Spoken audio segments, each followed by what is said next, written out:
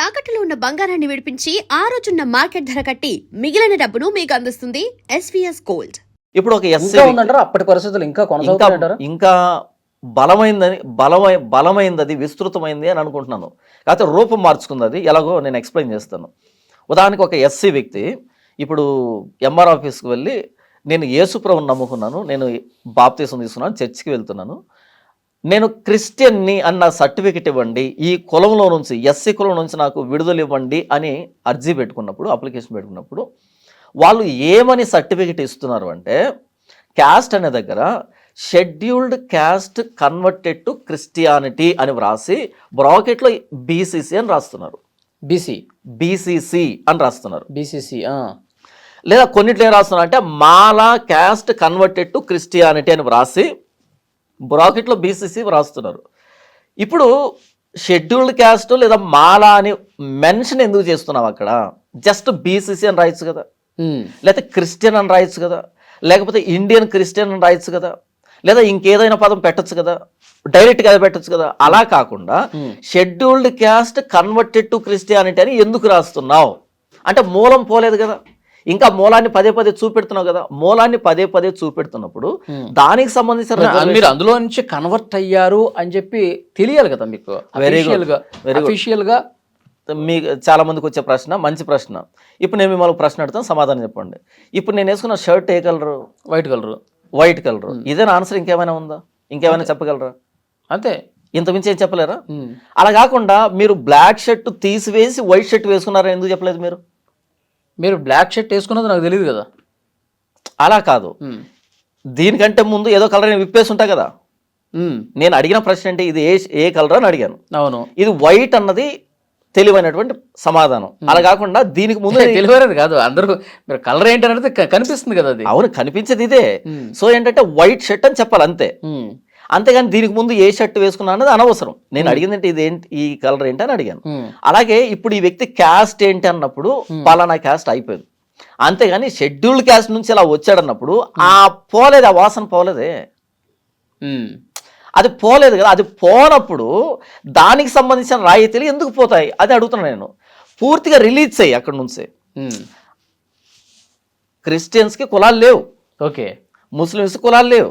అంటే మీరు కన్వర్ట్ అయ్యారు అని చెప్పాల్సినటువంటి బాధ్యత కూడా అధికారులు ఎందుకు చెప్తున్నావు అంటున్నా. భారతదేశంలో ఉన్నాము అంటే భారతదేశంలో బై బర్త్ క్రిస్టియన్స్ ఎవరు లేరు. భారతదేశం అన్నది ఇప్పుడు క్రిస్టియానిటీ పుట్టింది యెరూషలేంలో పుట్టింది, అది జెరూసలేంలో పుట్టింది. మిగతా ప్రపంచానికి అది కొత్తది. కాబట్టి ఇక ఏ దేశంలో క్రిస్టియన్స్ ఉన్నా వాళ్ళు కన్వర్ట్ అయిన వాళ్ళే ఉంటారు తప్ప బై బోర్న్ క్రిస్టియన్స్ ఉండరు. బై బోర్న్ క్రిస్టియన్స్ అయితే ఇప్పుడు మేము ఎస్సీకి సంబంధించి రిజర్వేషన్ కావాలి, అట్రాసిటీ కావాలని కోరుకునే దాంట్లో మీనింగ్ లేదు. ఎందుకంటే బై బోర్న్ క్రిస్టియన్ కాబట్టి. కన్వర్ట్ అయ్యాం కాబట్టే ఇప్పుడు గొడవ వచ్చింది ఇక్కడ. బై బోర్న్ అయితే కనుక ఎస్సీని ఎందుకు అన్వయించుకోం కదా. ఓకే, కాబట్టి ఇక్కడ ఆ పదాన్ని ఎందుకు పెడుతున్నావు అది నా ప్రశ్న. ఆ పదాన్ని పెడుతున్నావు అంటే మూలాన్ని ఇంకా నిలవబెట్టావు. మూలాన్ని పెట్టినప్పుడు అంటే అట్లా ఎందుకు అనుకోవాలి? అసలు ఎంతమంది ఎస్సీలు పూర్తిగా తమ మతాన్ని మార్చుకుంటున్నారు అనే లెక్కలో భాగంగా ఒక అఫీషియల్ గణాంకాల కోసం ప్రభుత్వం చేస్తుంది అనుకోవచ్చు కదా. ఎందుకు చేయాలంటున్నాను. అక్కడేంటి క్యాస్ట్ ఏంటి లేదా రిలీజన్ ఏంటి అంతే ఆప్షన్. దానికి బీసీసీ అనే రాయి, లేకపోతే ఇండియన్ క్రిస్టియన్ అనైనా రాయి, లేదా క్రిస్టియన్ అనైనా రాయి. అంతేగాని అంతకు ముందు ఎక్కడున్నాడు అన్నది ఎందుకు రాస్తున్నావు? లేదా మిగిలిన వాళ్ళకి ఎందుకు అది రాయట్లేదు? మిగిలిన కులాలకు సంబంధించి భారతదేశంలో అనేక మంది మారుతున్నారు కదా, వాళ్ళని ఎందుకు మెన్షన్ చేయట్లేదు? ఓన్లీ ఎస్సీని ఎందుకు మెన్షన్ చేస్తున్నావు? అంటే బీసీ కుల వివక్ష. ఇప్పుడు ఫర్ ఎగ్జాంపుల్ బీసీ కులానికి సంబంధించిన ఒక గౌడ సామాజిక వర్గానికి సంబంధించిన వ్యక్తి యేసు ప్రభు నమ్ముకొని క్రిస్టియానిటీలోకి వెళ్ళారనుకోండి. అవును, అతను ఇప్పుడు మీరు అంటున్నట్టు ఇక్కడ మీ కులాన్ని ప్రస్తావించినట్టుగా వాళ్ళు గౌడ అని చెప్పి ప్రస్తావించట్లేదా? వీళ్ళు ఇప్పుడు పూర్తిగా క్రిస్టియన్లోకి మారిపోయారని చెప్పి వాళ్ళకి ఇస్తున్న సర్టిఫికేట్లో పెట్టట్లేదా? నేను వాళ్ళ సర్టిఫికేట్ చూడలేదు. ఇప్పుడు తెర మీదకి వచ్చింది షెడ్యూల్డ్ క్యాస్ట్ సంబంధించి. ఎందుకు ఓన్లీ షెడ్యూల్ క్యాస్టే? వీళ్ళకి ఎందుకు రిజర్వేషన్ పోతాయి, మిగతా వాళ్ళకి ఎందుకు పోవాలి నా ప్రశ్న. ఎందుకు వీళ్ళ గురించి మాట్లాడుతున్నారు అది నా ప్రశ్న. ఇకపోతే ఆర్టికల్ 25ని అమలు చేయకుండా, అంటే పూర్తి స్థాయిలో దానికి ఎలాంటి అభ్యంతరం లేకుండా, ఆటంకం లేకుండా దాన్ని అమలు చేయకుండా చర్చిల మీద దాడులు జరుగుతున్నప్పుడు లేదా బైబిల్ మీద దాడులు జరుగుతున్నప్పుడు, క్రైస్తవుల మీద దాడులు జరుగుతున్నప్పుడు, క్రీస్తును బహిరంగంగా దూషిస్తూ ఉన్నప్పుడు ఆర్టికల్ 25 అనేది అభ్యంతరపరచబడుతుంది కదా. అక్కడ ప్రశ్నించకుండా, అక్కడ చట్టాలు తీసుకొని రాకుండా, ఎందుకని ఇప్పుడు ఎస్సీ నుంచి యేసుప్రభుని నమ్ముకుంటే అని ఇది అర్జెంటుగా తీసుకుని రావాల్సిన అవసరం ఏంటి తెర మీదకి? ఇకపోతే ఏ వ్యక్తి అయినా సరే యేసుప్రభుని నమ్ముకుంటున్నా అని చెప్పినప్పుడు 10-15 రోజుల్లో ఈ వ్యక్తి క్రిస్టియన్ అనేటువంటి సర్టిఫికెట్ ఇవ్వగలుగుతున్నారా? ఈ ఫీల్డ్ మీద వెళ్తే మనం ఇవ్వట్లేదు అందరికీ.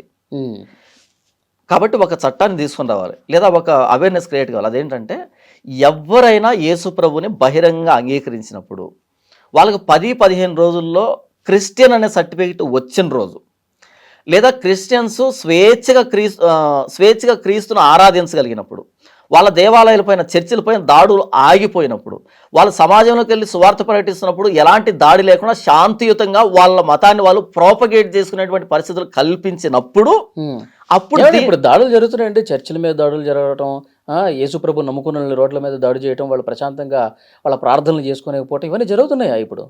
అంటే మీరు చూడట్లేదా న్యూస్? చూడట్లేదు. మన ట్యాంక్ బండి మీద బైబుల్ కాల్చింది కానీ, ఈ మధ్య బైబుల్ కాల్చినటువంటి సందర్భాలు కానీ, చర్చలు పగలగొడుతున్న సందర్భాలు కానీ బహిరంగంగా ఇలా చూస్తున్నాం కదా. అంతెందుకు ఇప్పుడు సోషల్ మీడియా ఓపెన్ చేస్తే యేసుప్రభుని బండబూతులు తిడుతున్నటువంటి ఛానల్స్ లేవా? యేసుప్రభుని కానీ క్రైస్తవుని కానీ బండబూతులు మాట్లాడుతున్నటువంటి ఛానల్స్ మీకు కనిపించట్లేదా?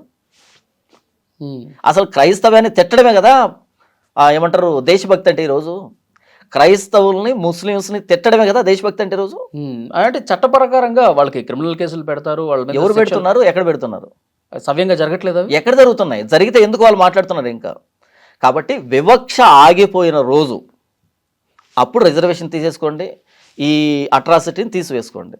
ఇంకా అదే పేరుతో పిలుస్తూ, ఇంకా అదే వ్యవస్థలో కట్టేస్తూ, ఇంకా అదే పదాన్ని సర్టిఫికెట్లో కూడా పెడుతూ దానికి వచ్చేటువంటి బెనిఫిట్లు తీయడం అనేది అది సర్టిఫికెట్లో ప్రీవియస్ ఏంటనేది పెట్టకపోతే మీకు ఓకే.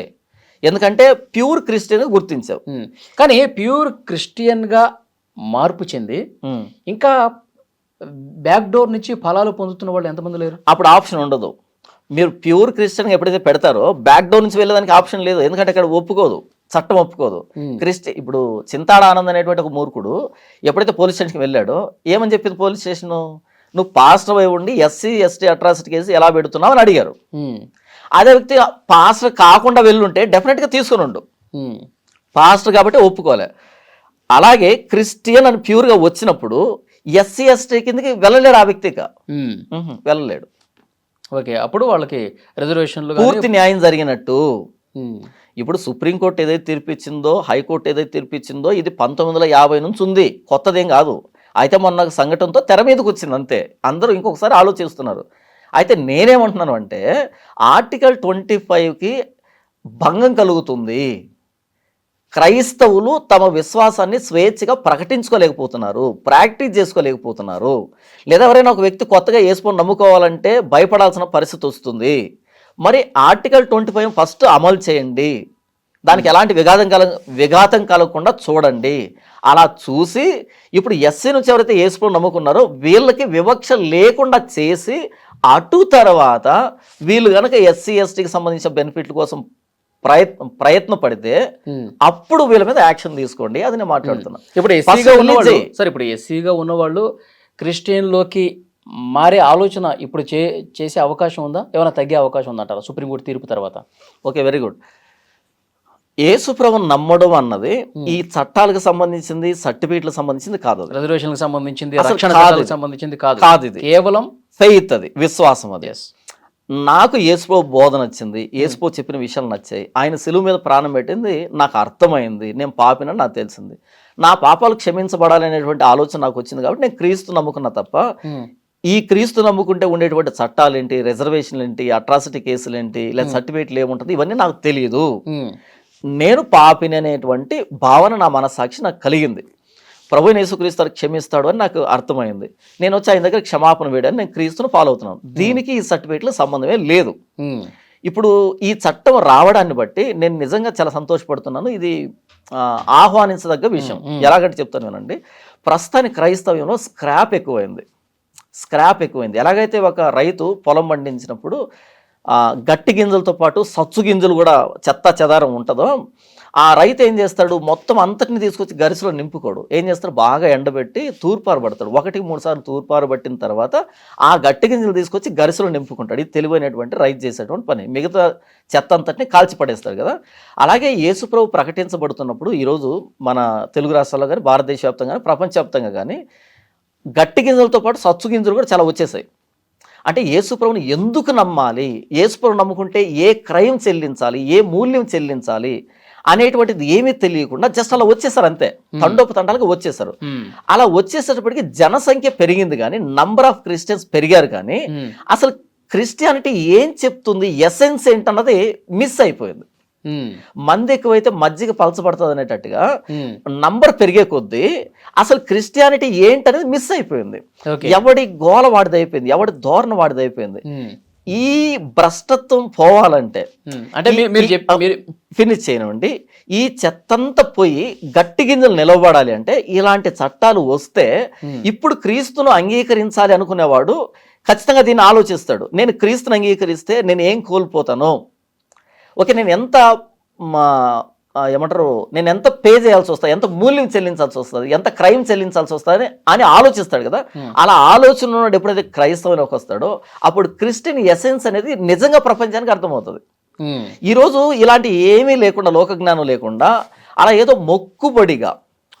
మొక్కుబడి దేవుడిగా యేసుప్రభు మార్చేశారు కాబట్టి, ఏదో కడుపు నొప్పి తగ్గుతుంది, మోకాలు నొప్పులు తగ్గుతాయి, లేదా పెళ్లిళ్ళు అవుతాయి, ఉద్యోగాలు వస్తాయి, కడుపులో గడ్డలు కరుగుతాయి అనేటట్టుగా వచ్చేసారో, యేసుప్రభు అలాంటి దేవుడిగా చేసేసారో, క్రిస్టియానిటీ అంటే ఏంటంటే మిస్ అయిపోయి అబ్యూజ్ అయిపోయింది. అందుకని మీరు చూడండి, ఇప్పుడు చాలా మంది క్రిస్టియన్ పాస్టర్స్ ని ట్రోల్ చేస్తున్నారు. వాళ్ళు టచ్ అనడం, పడగొట్టడం, గంతులు వేయడం, కేకలు వేయడం, ప్రార్థన చేస్తే ఎయిడ్స్ పోయిందని చెప్పడం, క్యాన్సర్ పోయిందని చెప్పడం, ఇలాంటి ఏంటి సార్ అదంతా డ్రామాలు అవి, ప్యూర్లీ డ్రామా అదంతే, ప్యూర్లీ డ్రామా అదంతా. కాబట్టి నేను ఏమంటాను, క్రిస్టియానిటీకి వాళ్ళు మచ్చ తీసుకొని రావటమే కదా. ఇలా ఎందుకు మచ్చ తీసుకొస్తున్నారు అంటే జనాలు ఎక్కువైపోయారు, ఆలోచన తక్కువైపోయింది. ఇప్పుడు ఇలాంటి చట్టాలు వస్తే యేసుప్రభుని నమ్ముకునేవాడు నిజంగా ఆలోచించేవాడే ఉంటాడు, ఒక కమిట్మెంట్ తోనే క్రీస్తుని నమ్ముకుంటాడు. ఎందుకంటే ఆయన నమ్ముకుంటే ఇవన్నీ పోతున్నాయి కాబట్టి అలాంటి వ్యక్తులు క్రీస్తు నమ్ముకున్నప్పుడు, తెలిసి నమ్ముకున్నప్పుడు వాడు క్రిస్టియానిటీ కట్టుపడతాడు. ఇలాంటి తమాషాలన్నీ వెళ్ళిపోతాయి.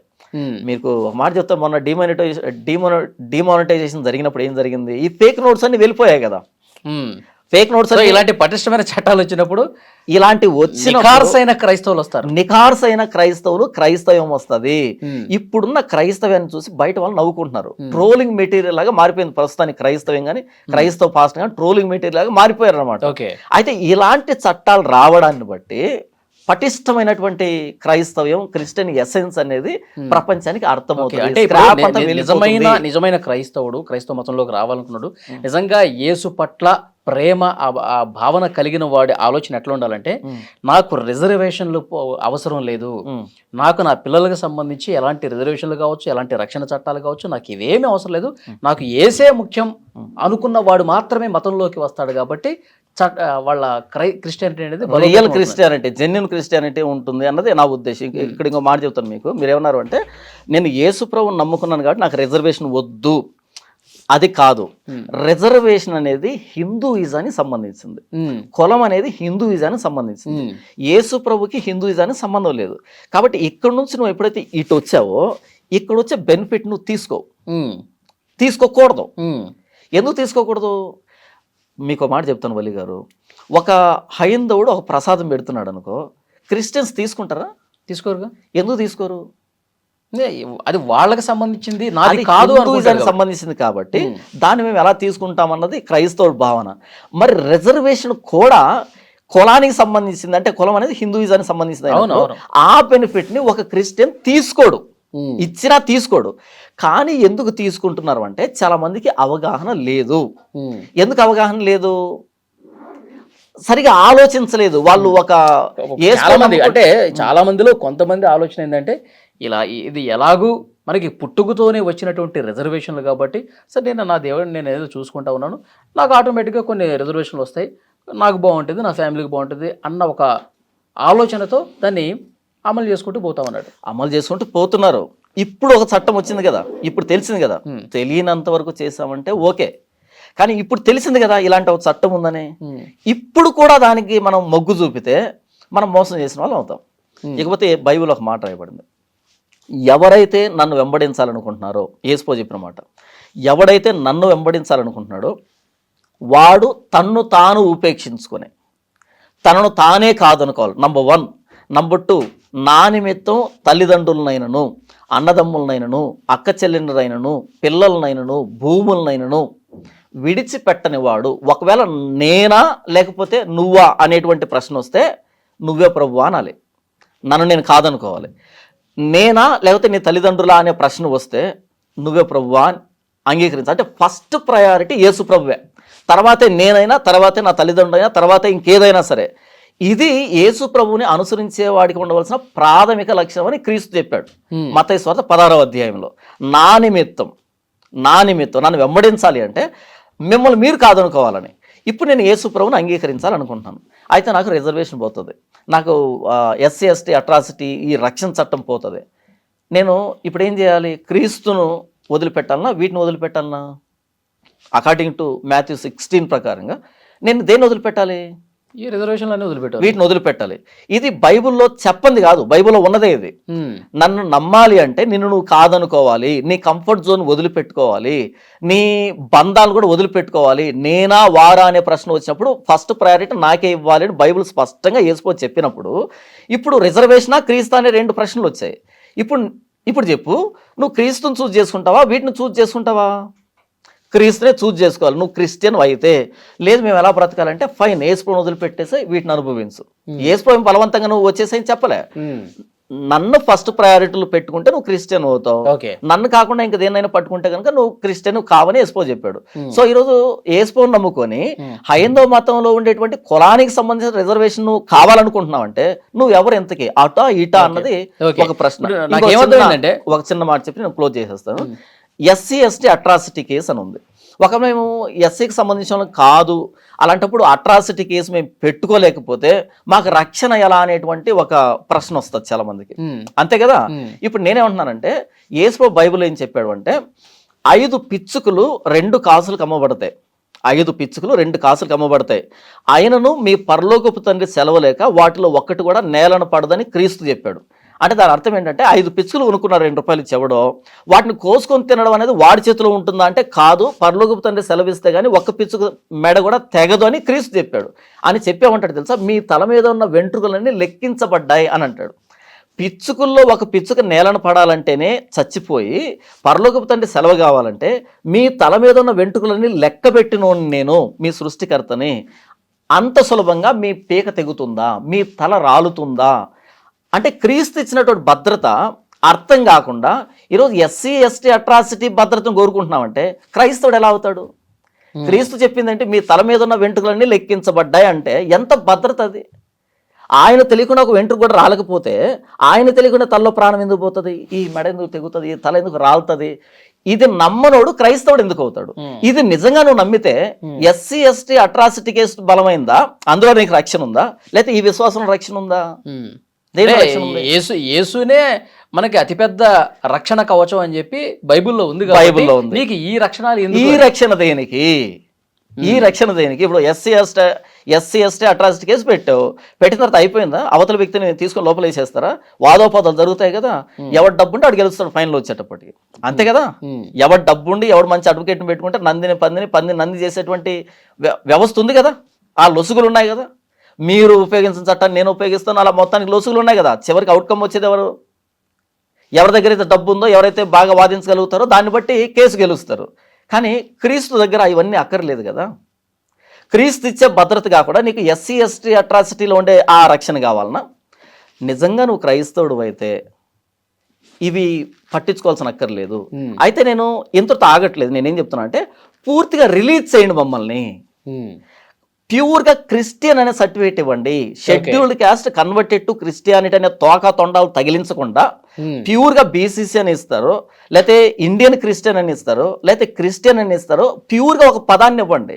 అది ఓన్లీ ఎస్సీ నుంచి మారిన వాళ్ళకే కాదు, ప్రతి కులం నుంచి మారిన వాళ్ళకి, ప్రతి మతం నుంచి మారిన వాళ్ళకి, భారతదేశ సరిహద్దు లోపల ఉన్న ఎవడు ఏసుకుని నమ్మినా ఒకే పేరుతో పిలువబడాలి. అందరికీ ఒకే విధమైన రాయితీలు ఉండాలి. మొదటి నుంచి ఎందుకు దీని మీద వ్యతిరేకించలేదండి? ఇప్పుడు సుప్రీంకోర్టు ఈ తీర్పు వచ్చిన తర్వాత మాత్రమే మాకు ఈ కుల ప్రస్తావన ఎందుకు తీసుకొస్తున్నారు క్రిస్టియన్లో మారినప్పటికీ అని చెప్పి ఇప్పుడు వాదిస్తా ఉన్నారు. ముందు నుంచి ఎందుకని అంత బలంగా పోరాటం చేయలేదు దీని మీద? మరి అదే అంటున్నాను, ముందు మనం ఎప్పుడైనా ఎందుకు మాట్లాడుకుంటామంటే, ఒక విషయం పబ్లిక్లోకి వచ్చినప్పుడు, ఒక విషయం అమల్లోకి వచ్చినప్పుడు మాత్రమే దాని గురించి మాట్లాడుకుంటాం. ఇప్పుడు నేను 2019 నుంచి సోషల్ మీడియాలో ఉన్నాను. మీరు ఎందుకు నన్ను పిలవలేదు అప్పటి నుంచి ఇప్పటి వరకు? ఎందుకు ఈరోజు నన్ను ఇన్వైట్ చేశారు? సుప్రీం తీర్పు ఉంది కాబట్టి, నిన్న సుప్రీంకోర్టు తీర్పు వచ్చింది కాబట్టి నేను ఒకరిని మాట్లాడాల్సిన అవసరం వచ్చింది కదా, సమాజానికి ఒక అవేర్నెస్ క్రియేట్ చేయాల్సిన అవసరం వచ్చింది. అలాగే చింతాడ ఆనంద్ అనేటువంటి ఒక మూర్ఖుడు కేసు పెట్టేంత వరకు కూడా ఇలాంటి ఒక విషయం ఉందని క్రైస్తవ సమాజానికి తెలియదు, బయట వ్యక్తులు కూడా తెలియదు.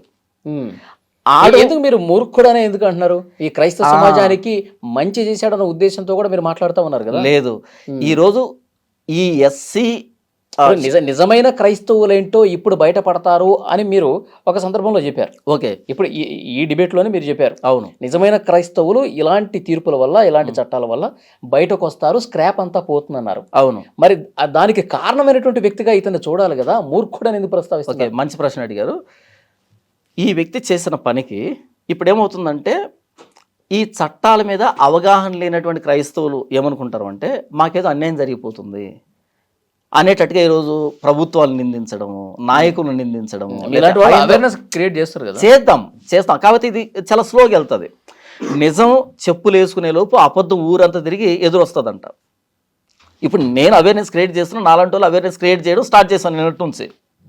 కానీ ఇప్పటికే ఒక దురభిప్రాయం వెళ్ళిపోయిన సమాజంలోకి. అదేంటంటే, పలానా ప్రభుత్వం వచ్చింది క్రైస్తవులకు అన్యాయం చేస్తుంది, పలానా మతం క్రైస్తవుల్ని తొక్కి పెట్టేస్తుంది అనేటువంటి ఒక దురభిప్రాయం వెళ్ళిపోయింది.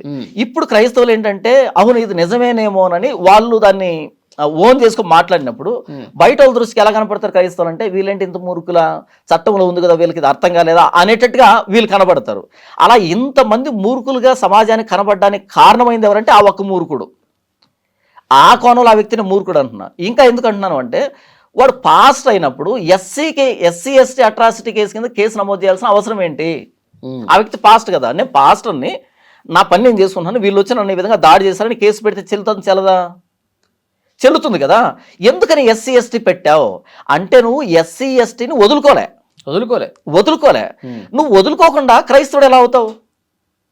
ఇప్పుడు ఎస్సీ ఎస్టీ అనేది అది మతానికి సంబంధించి ఇంతవరకు చేసిన డిస్కషన్ అదే కదా. అవును, అది నువ్వు వదులుకోకుండా క్రైస్తవుడు ఎలా అవుతావు? కాబట్టి ఆ వ్యక్తిని ఏమనాలి? మూర్ఖుడు అనే దాంట్లో న్యాయం లేదు. ఒకంత మంచి జరిగింది మీ పాయింట్ ఆఫ్ వ్యూ. నేను స్టార్టింగ్ లో ఏం చెప్పాను, ఈ సుప్రీంకోర్టు తీర్పులో పాజిటివ్ ఉంది, నెగిటివ్ ఉందని చెప్పాను. మనం ఇప్పుడు మూర్ఖుడు అంటున్నది నెగిటివ్ యాంగిల్లో, మంచి జరుగుతుంది పాజిటివ్ యాంగిల్లో మాట్లాడుకుంటున్నాం. ఈ వీడి వల్ల మిగతా వాళ్ళకి మనం అవేర్నెస్ క్రియేట్ చేసేటువంటి ఒక అవకాశం వచ్చింది. మీరు నిజంగా చెప్పండి, మనస్ఫూర్తిగా చెప్పండి, ఇప్పుడు ఎస్సీలుగా ఉన్నవాళ్ళు, మతం మారాలి అనుకుంటున్న వాళ్ళు, లేకపోతే మతాన్ని తీసుకున్న వాళ్ళు తీవ్ర అసంతృప్తితో ఉన్నారా, మనకి ఫలాలు అందట్లేదని, లేదంటే ఇది మంచిగా జరిగిందని చెప్పి భావిస్తున్నారా? మెజారిటీ అభిప్రాయం ఏ విధంగా ఉంది? మెజారిటీ అభిప్రాయం ఏంటంటే, రిజర్వేషన్లు పోతాయి, ఎస్సీ ఎస్టీ అట్రాసిటీ ఈ రక్షణ చట్టం పోతుంది అని అసంతృప్తితోనే ఉన్నారు. వాళ్ళ అసంతృప్తిని వ్యక్తం చేయడం కూడా న్యాయం ఉంది. ఎందుకంటే వివక్ష పోయిన రోజు కదా వీళ్ళు సంతృప్తి ఫీల్ అవుతారు, వివక్ష పోయిన రోజు ఫీల్ అవుతారు వీళ్ళు. కానీ వివక్ష అలాగే ఉండి వివక్షకు సంబంధించిన రిజర్వేషన్ పోయినప్పుడు అది అన్యాయం కదా. ముందు వివక్ష పోవాలి కదా. అసలు ఎస్సీ ఎస్టీ ఆ చట్టం వచ్చిందే వివక్ష నుంచి వాళ్ళని విడుదల చేయడానికి, ఇంకా వివక్ష కొనసాగుతుంది అంటే దానికి సంబంధించిన రిజర్వేషన్ తీసివేయడం న్యాయం కాదు కదా. అసంతృప్తి ఉండనే ఉంటుంది. ఓకే, అది కాబట్టి వాళ్ళు అసంతృప్తి వ్యక్తం చేయడము న్యాయమే, ఈ సుప్రీంకోర్టు తీర్పు ఇవ్వడము న్యాయమే. అయితే దీన్ని కూడా పరిగణలోకి తీసుకోవాలి. దీని మీద క్రైస్తవ మత పెద్దలు కావచ్చు, ఇప్పుడు దీని మీద రివ్యూ పిటిషన్కి వెళ్ళే ఏమైనా అవకాశం ఉందంటారా? ఏమైనా జరుగుతుంది అట్లాంటిది? మొట్టమొదటిగా ఏంటంటే, క్రైస్తవానికి మత పెద్దలు అంటూ ఎవరు ఉండరు. క్రైస్తవానికి మత పెద్దలు ఉంటే ఇలాంటి భ్రష్టత్వం ఈరోజు వచ్చినది కాదు.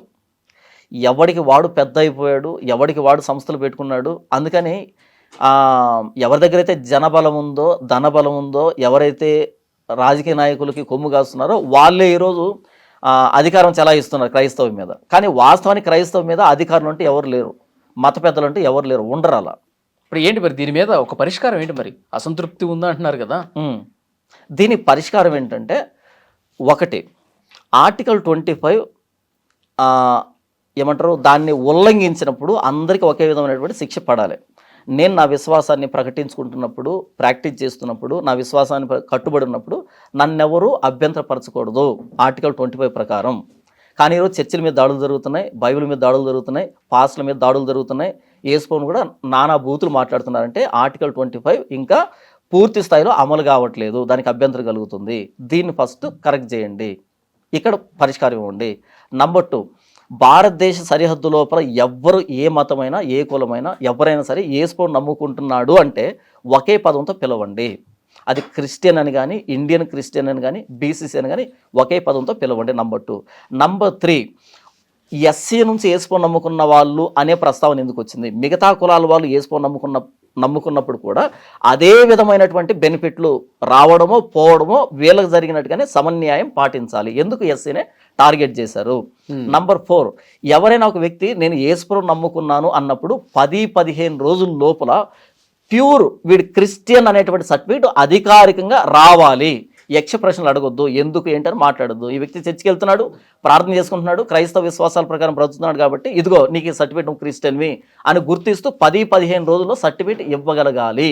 ఓకే, ఈ 4 చేసినప్పుడు ఇకపోతే ఎవరైతే యేసుప్రభుని నమ్ముకున్నారో ఒక ప్రాంతం నుంచి, ఆ వ్యక్తినికి మీదట ఆ పూర్వ కులం పేరుతో దూషించడం కానీ, ఆ కులం పేరుతో ఆ వ్యక్తిని గుర్తించడం కానీ చేయకూడదు. అలా చేసిన రోజు వివక్ష ఉన్నట్టే. వివక్ష ఉంది అంటే వివక్షకు సంబంధించినటువంటి రాయితీలు కూడా వీళ్ళు అనుభవించడానికి అర్హులవుతారు.